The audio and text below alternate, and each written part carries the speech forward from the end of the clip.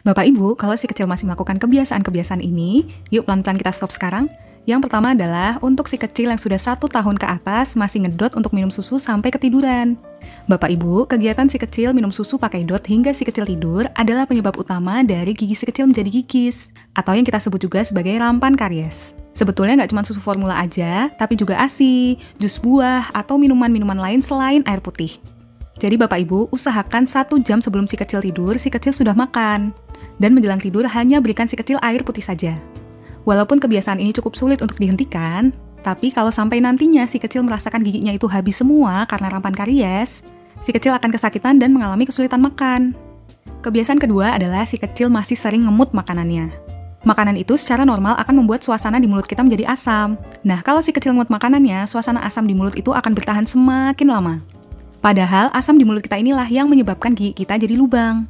Selain itu, kalau si kecil sering ngemut makanannya dan gak aktif untuk mengunyah, maka perkembangan dari rahang si kecil gak akan berkembang secara optimal. Yang ketiga adalah si kecil sharing alat makan dengan ayah ibunya. Sharing alat makan dengan orang tua itu bisa memindahkan bakteri yang ada di mulut orang tua ke mulut si kecil. Biasanya nih ada kebiasaan yang sering dilakukan orang tua untuk ngemut makanan si kecil dulu agar makanannya itu dingin, setelah itu baru disuapkan ke anaknya. Atau juga si kecil dan orang tua makan bersama menggunakan 1 sendok dan garpu yang sama. Nah, hal-hal seperti ini yang bisa menyebabkan bakteri di mulut orang tua pindah ke si kecil. Apalagi kalau orang tuanya punya banyak lubang di mulutnya. Dan yang selanjutnya, si kecil mempunyai kebiasaan-kebiasaan seperti ngemut jempol atau menjulurkan lidah. Kebiasaan-kebiasaan seperti ini kalau dilakukan dalam jangka waktu yang lama dan intensitas yang sering, lama-kelamaan akan merubah bentuk rahang dan gigi si kecil.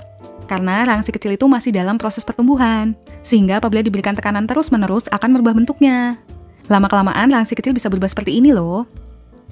Nah, hal ini bisa menyebabkan si kecil membutuhkan perawatan ortodonti atau kawat gigi di masa yang akan datang.